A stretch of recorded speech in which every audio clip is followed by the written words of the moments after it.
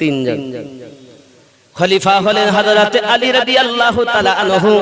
আব্বা আমার খেলাফতি করলেন 5.5 বছর।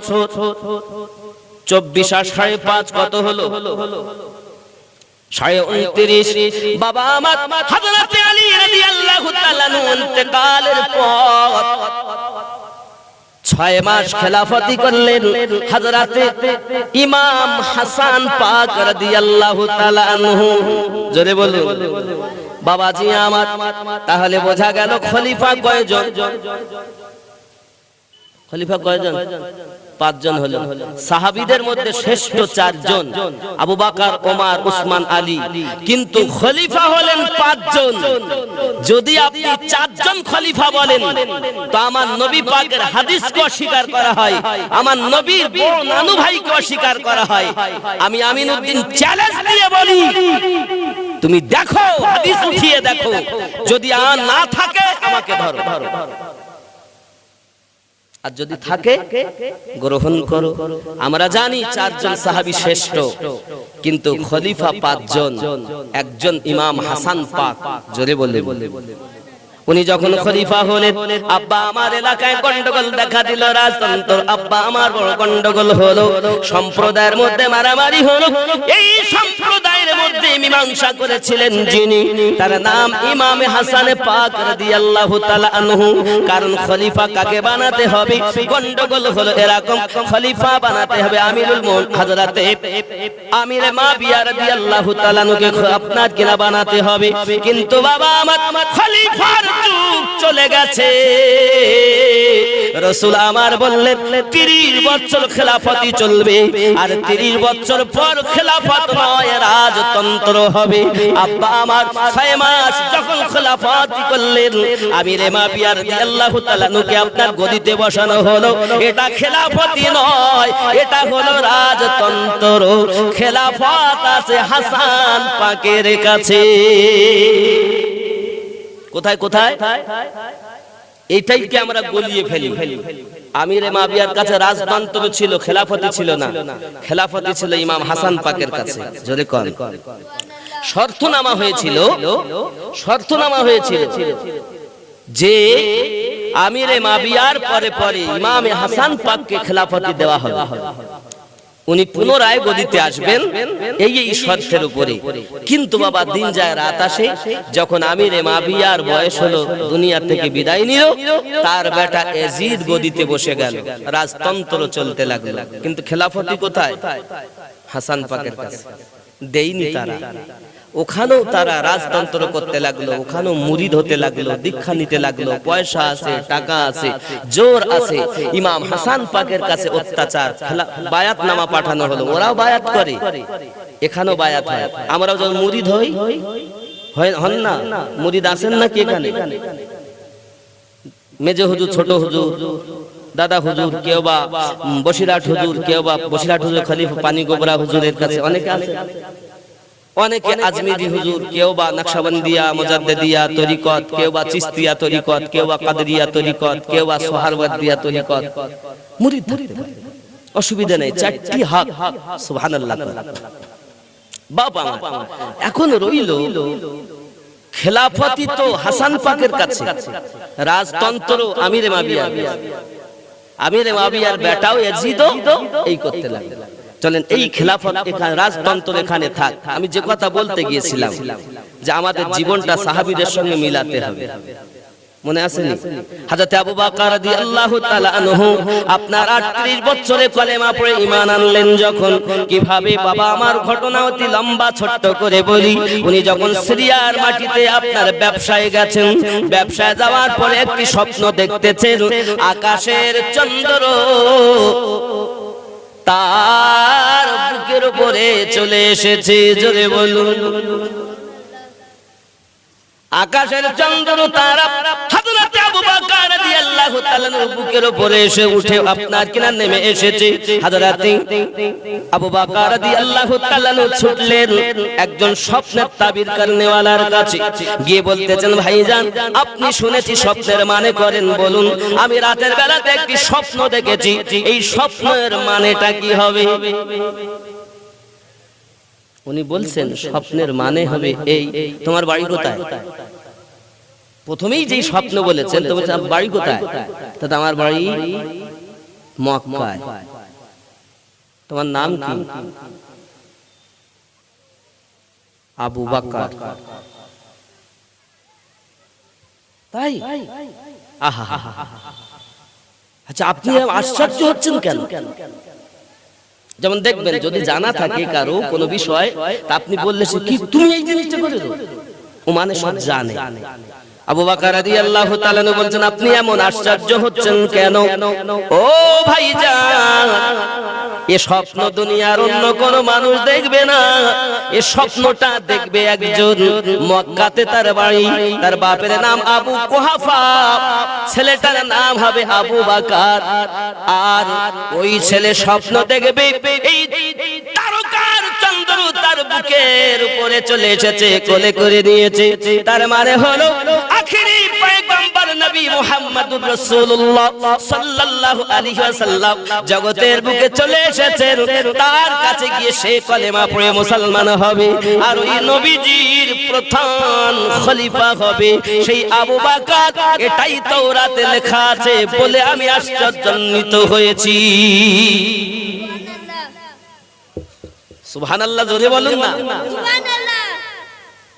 এমন আবু বকর রাদিয়াল্লাহু তাআলা ছুটলেন, সিরিয়া থেকে ব্যবসা করে আমার নবী পাক আছেন মক্কা নগরে চলে গেছেন। জোরে কোন সুবহানাল্লাহ। আমার রাসূল পাকের কাছে যখন গিয়েছেন, গিয়ে দেখছেন নাক নকশা সমস্ত কিছু তো বলেই দিয়েছে ওই স্বপ্নের মানে কারণেওয়ালা।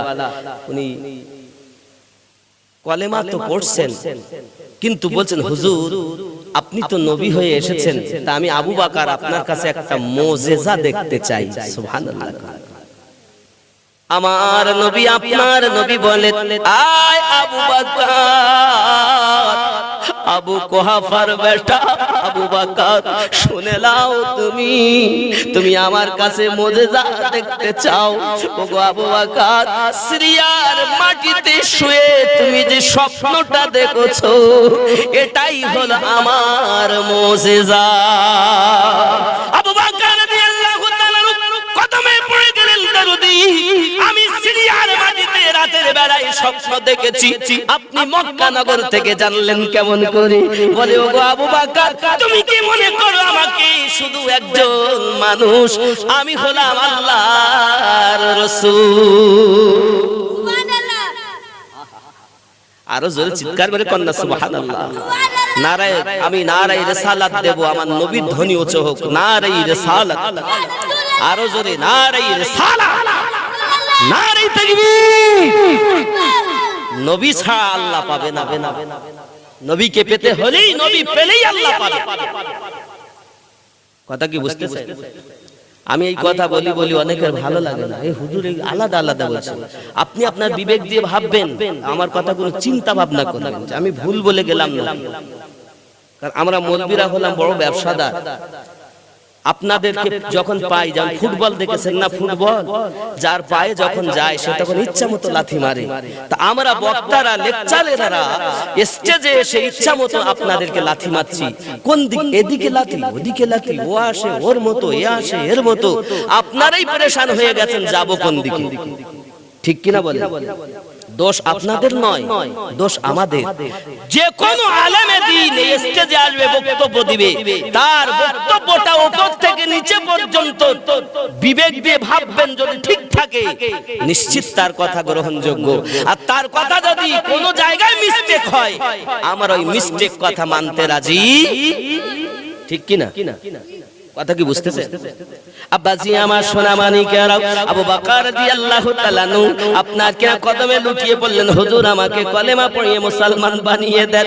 আমার নবী আপনার নবী পাক সাল্লাল্লাহু আলাইহি সাল্লাম মুসলমান বানালেন। উনি মুসলমান হয়ে গেলেন 38 বছর বয়সে। বাবা এমন সময়তে একদিনের ঘটনা বলি, যে কথাটি বলেছি আগে দেখতে হবে জীবনটা আমাদের সাহাবীদের সঙ্গে মিল আছে কিনা। চলুন, যদি আপনি মানতে পারেন আবু বকর হবেন, না মানতে পারেন তো আবু জাহেলের দলে হবেন। চলুন আমরা একটু কোরআন থেকে রিসার্চ করি। আমার আল্লাহ পাক কোরআন শরীফে ওয়াজ করেন, কদ নারা তাকাল্লু বাওয়াজহিকা ফিস সামাই ফালা নুওয়াল্লিয়ান্নাকা কিবলাতান তারদাহা।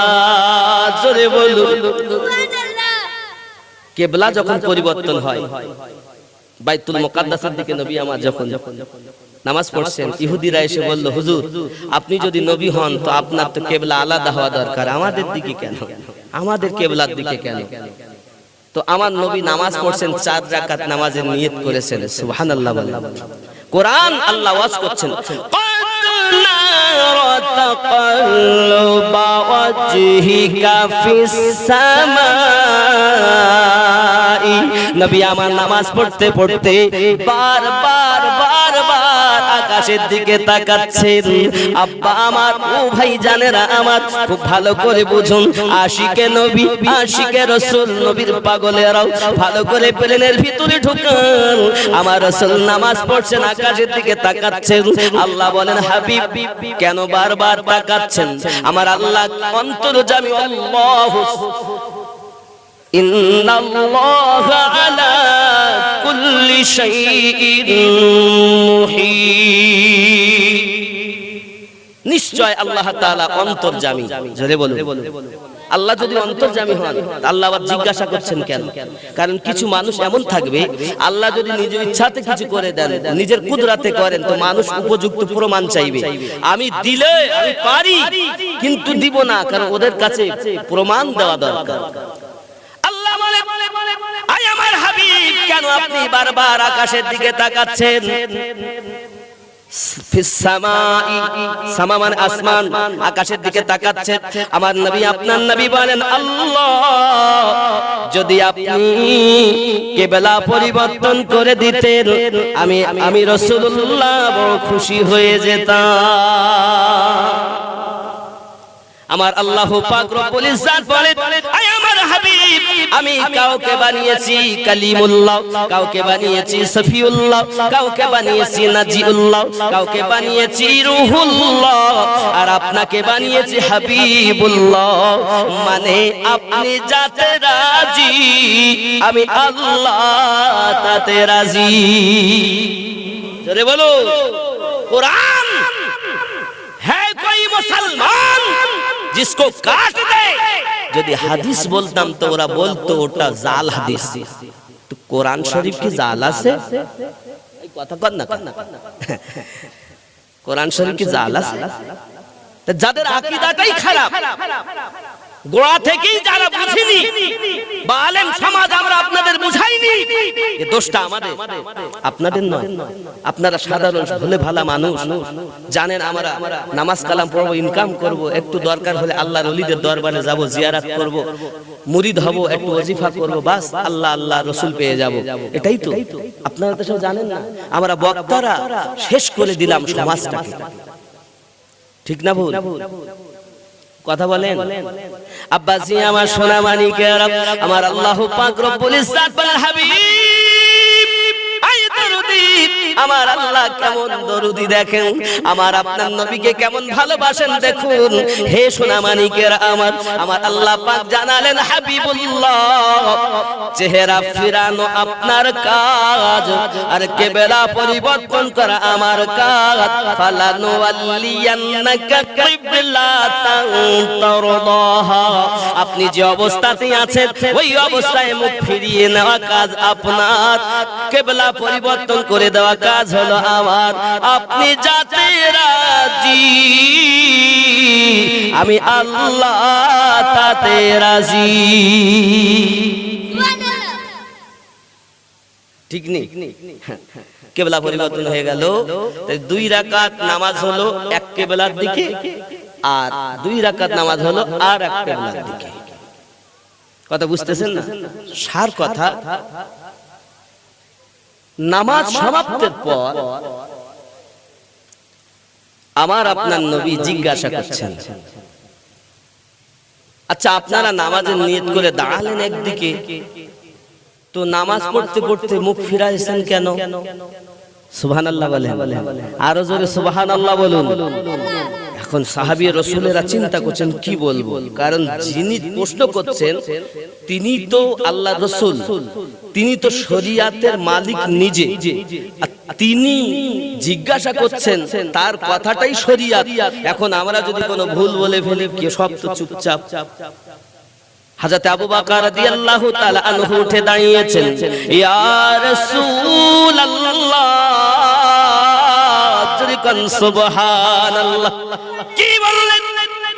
ও আকা ইয়া রাসূলুল্লাহ, ইয়া হাবিবাল্লাহ, আমার আব্বা আম্মা আপনার কদমে কুরবান। আমাদের মতো তারা কথা বলতেন না, সদা সর্বদা বলতেন ফিদাকা বিউম্মিহি, আমাদের পিতামাতা আপনার কদমে কুরবান, আমার পিতামাতা আপনার কদমে কুরবানি হোক নবী।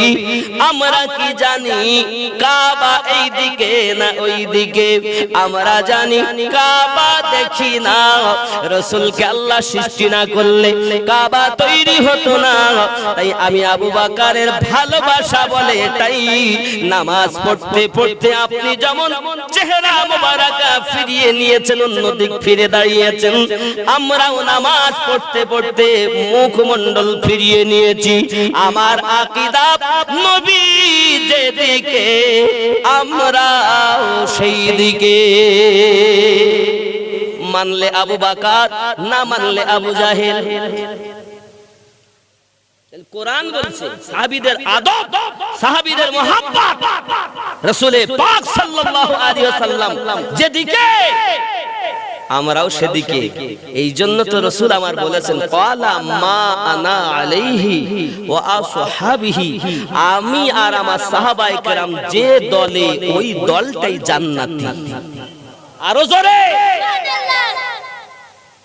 এ কথা বলিনি আমিনুদ্দিনের দল জান্নাতি, এ কথা বলিনি মৌলভী সাহেবের দল জান্নাতি, মুফতি সাহেবের দল জান্নাতি, এই কথাই বলেছেন ক্বালা মা আনা আলাইহি ওয়া আসহাবিহি, আমি আর আমার সাহাবায়ে কেরাম যে দলে ওই দলটাই জান্নাতি। সুবহানাল্লাহ। তাহলে আপনাকে আগে দেখতে হবে যে কথা সাহাবায়ে কেরামদের সঙ্গে যদি আমাদের নীতি মিল থাকে ওই কথাটাই গ্রহণযোগ্য হবে, নইলে ওই কথা গ্রহণযোগ্য হবে। আল্লাহর নবী ছাড়া খোদা পাবি না রে দিওয়ানা, আল্লাহর নবী ছাড়া খোদা পাবি না, আল্লাহর ওলি ছাড়া নবী পাবি না রে দিওয়ানা, আল্লাহর ওলি ছাড়া নবী পাবি না। জোরে বলো সুবহানাল্লাহ। এটা আমি কি কথা ভুল বলছি? নবী পেতে গেলে ওলি আল্লাহর দরকার না?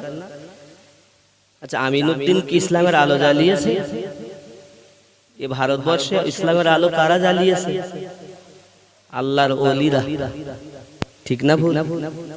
ইসলাম তো আকাশ দিয়ে উড়ে আসেনি, নদীর পানিতে ভেসে আসেনি, এটা আল্লাহর ওলিদের সিনার ধন ছিল, সিনাতে করে এনে মানুষের মাঝে দিয়ে মানুষকে আল্লাহওয়ালা নবীওয়ালা করে দিয়েছে। জোরে বলুন, আরো জোরে বলুন সুবহানাল্লাহ। হুজুর সিনাতে মাল আনা যায়? হ্যাঁ গো বাবা, একটা মোবাইলে যদি এত মাল মাত্রা আনা যায় সপ্তাহে করি, তো এর মধ্যেও আনা যায়। কিভাবে মাল যাবে? এক্সান্টার শেয়ারের মাধ্যমে যাবে। জোরে বলে। যেমন আপনার মোবাইলে যদি কিছু থাকে, আমি যদি বলি ভাই আমার একটু দাও, তাহলে মোবাইল কি করবো? এক কাজ কর, মোবাইল আমাকে দিতে হবে না, তোমার কাছে থাক, তুমি শুধু শেয়ারিটা চালু করো বা এক্সান্টারটা চালু করো। তাহলে এক্সান্টার ও শেয়ার চালু করলে ওর মাল মাত্রা যাহা মোবাইলে আছে এই মোবাইলে নেওয়া যায়, যায় না বাবা? কথা বলেন না? আবার আমার কাছ থেকে ওকে দেব, ওর কাছ থেকে আমি নেব, কিসের মাধ্যমে? এক্সান্টার ও শেয়ারের মাধ্যমে। এক সুইচ টিপলে কাজ। ও আল্লাহ, তাহলে মানুষের বানানো মেশিন যদি এত কাজ করে, আর আমাদের দেহের মেশিন গুলো তো আল্লাহ বানিয়েছেন, তা আল্লাহর বানানো মেশিন কি কম কাজ করে? আসলে সুদ খেয়ে, মদ খেয়ে, সিনেমা দেখে, মিথ্যা কথা বলে, নামাজ কাজা করি, আমাদের মেশিন গুলো সব শেষ হয়ে গেছে। ঠিক না ভুল? শেয়ারই তো কাজ করে না, এক্সেন্টারও কাজ করে না, ব্লুটুথও কাজ করে না, ডিসপ্লে কাজ করে না, মেমোরি কাজ করে না, নেটওয়ার্ক কাজ করে না। ভুল বলছি না ঠিক বলছি? কথা কান আপনি হয়তো বলেন হুজুর এ কিরকম কথা আইলাম শুনিনি, তাহলে একটু যুক্তিটা পরিষ্কার করে দেই।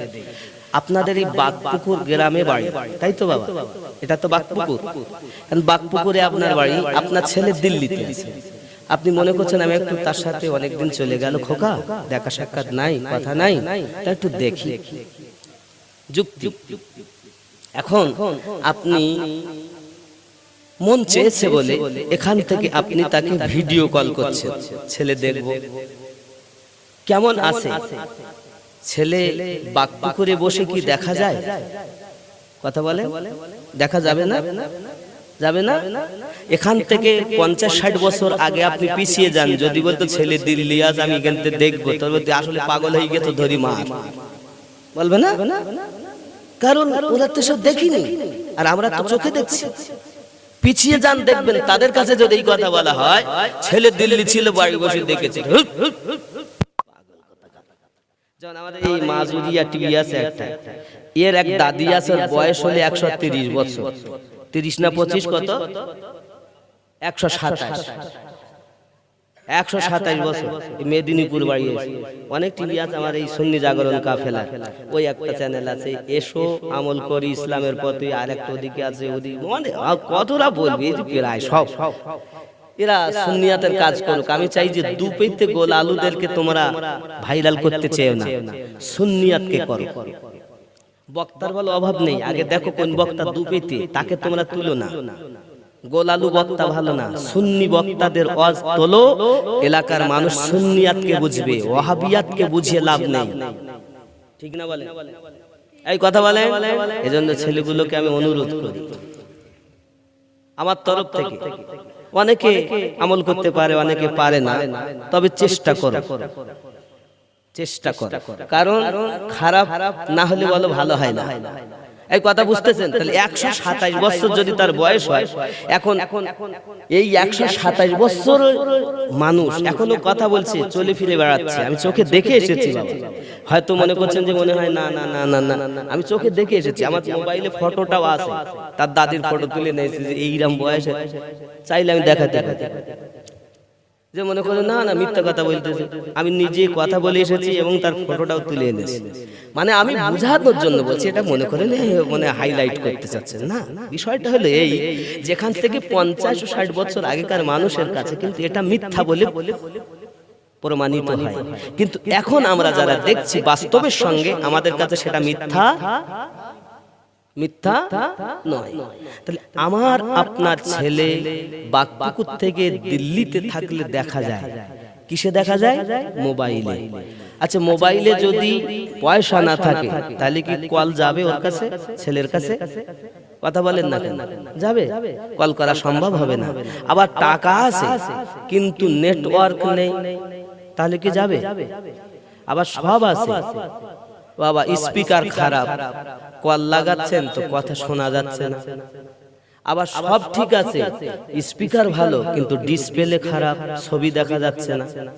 আমি বুঝাতে চাচ্ছি সংক্ষিপ্ত এটাই, আপনার ছেলেকে যদি আপনি দেখতে চান বাগপুকুর থেকে, তাহলে আপনার মোবাইলটা কমপ্লিট থাকা দরকার, ডিসপ্লে ভালো দরকার, মেমোরি ভালো দরকার, সিম ভালো দরকার, মানে টাকা থাকা দরকার, নেটওয়ার্ক থাকা দরকার, স্পিকার ভালো থাকা দরকার। এক কথা যা মেশিন সব ভালো হলে তারপরে ওরও তো যদি টাকা না থাকে তাও। এখন আবার মিয়াদ করিতে বলতেছি শেষ, 24 দিনে ভরো, 28 দিনে ভরো, না ভরলে বলতে ইনকামিং ফেল, মানে লাগাই ঢুকে তো ঢুকতি না, ইনকামিং ফেল। তাহলে মোবাইলটা কমপ্লিট হলে তারপরে বেটা দেখা যায়, তার কথা শোনা যায়, কি অবস্থায় আছে, এগুলো বাস্তবে বাগপুকুর থেকে বিশ্বাসও হয়। তাহলে আপনি বাগপুকুর থেকে নবী দেখবেন, কি করে দেখবেন? আপনার নেটওয়ার্ক নেই, তারপর নেটওয়ার্ক আছে তো পয়সা নেই, আর পয়সা আছে তো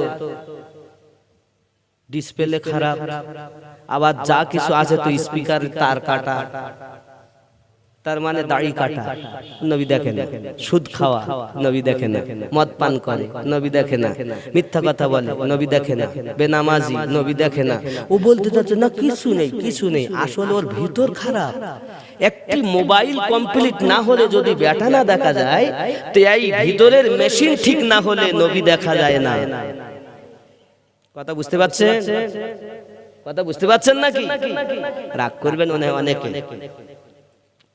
আল্লাহর নবী ছাড়া খোদা পাবি না রে দিওয়ানা, আল্লাহর নবী ছাড়া খোদা পাবি না। আগে যাও নবীর দারে, গোলাম হও নত শিরে, আল্লাহর নবী দিবেন খোদার ঠিকানা রে দিওয়ানা, আল্লাহর নবী ছাড়া খোদা পাবি না।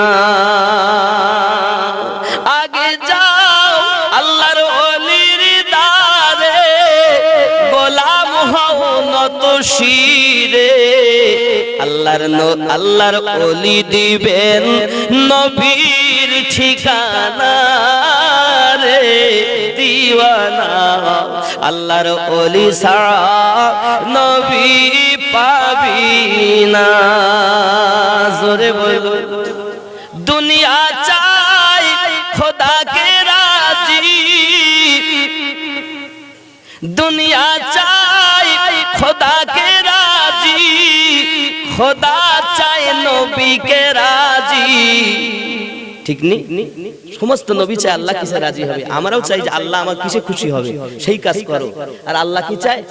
গজলেই বলে দিচ্ছি।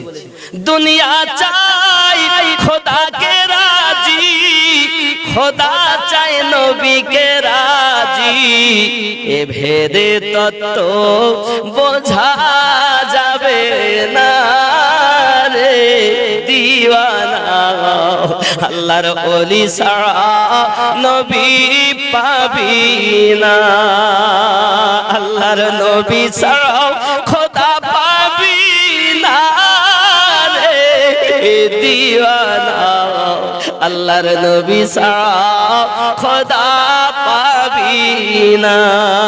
জোরে বলুন। জিবরাইল বলেন নবীর দারে, দেখলাম কত পয়গম্বরে। সুবহানাল্লাহ। যত নবী আল্লাহ পাঠিয়েছেন, এই নবীদের কাছে ওহী এনেছেন কে? জিবরাইল আলাইহিস সালাম। তো জিবরাইল বলছেন, কি বলছে দেখেন।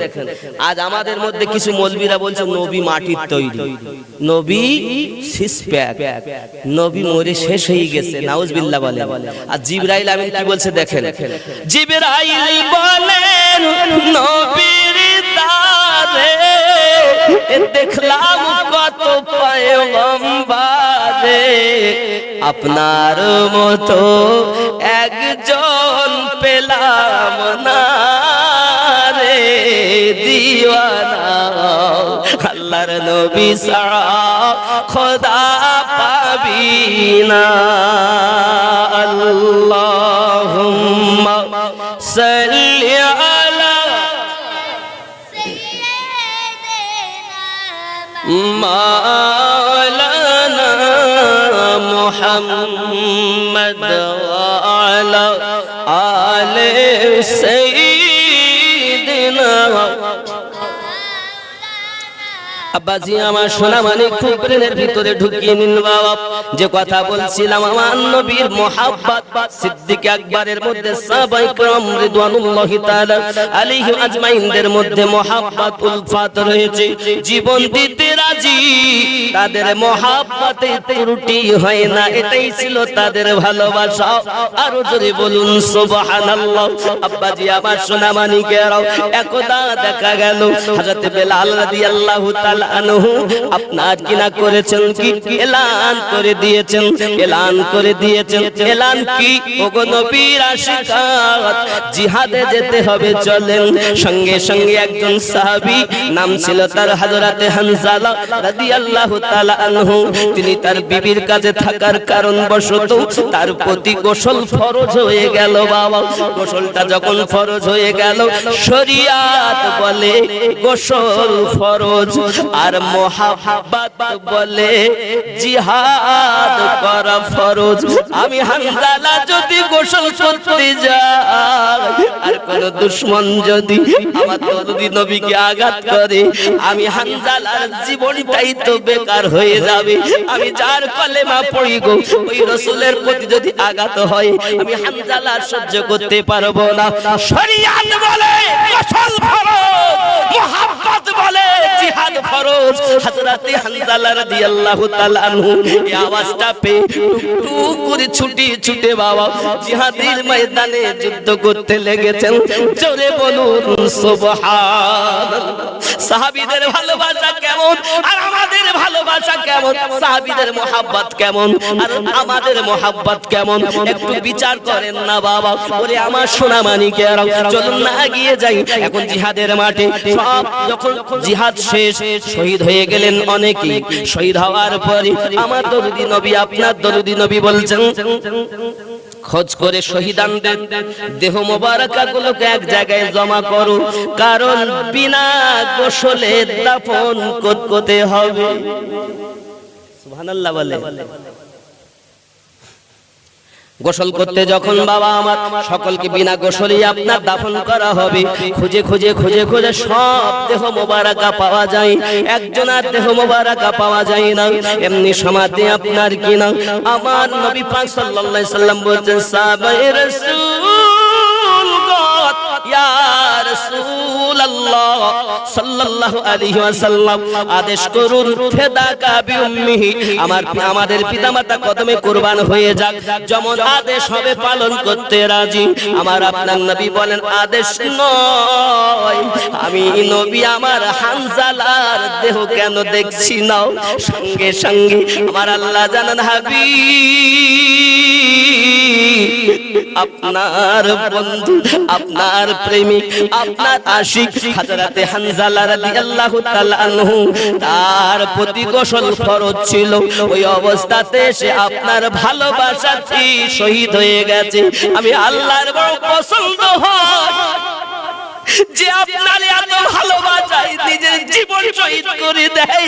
ওগো হাবিব, আমি যেমন তোমাকে হাবিবুল্লাহ বানিয়েছি, হানজালা আজ আপনার প্রতি মুহাব্বত দেখিয়েছে, যার কারণবশত আমি আল্লাহ অর্ডার করেছি হানজালা তো গোসল করিনি, আর বিনা গোসলে শহীদকে দাফন করতে হবে। আমি আল্লাহ সেটা পছন্দ করি না, তাই আমি আমার ফেরেশতাদের অর্ডার করছি, ফেরেশতারা যা হানজালাকে নিয়ে আয়। আমি আল্লাহ পাক আল্লাহ তাআলা আমার ফেরেশতাদের মাধ্যম দিয়ে হানজালার গোসল দেওয়ানো হয়। নারে তাকবীর, নারে রিসালাত। আওয়াজ কম কেন? নারে তাকবীর, একটু জোরে নারে তাকবীর।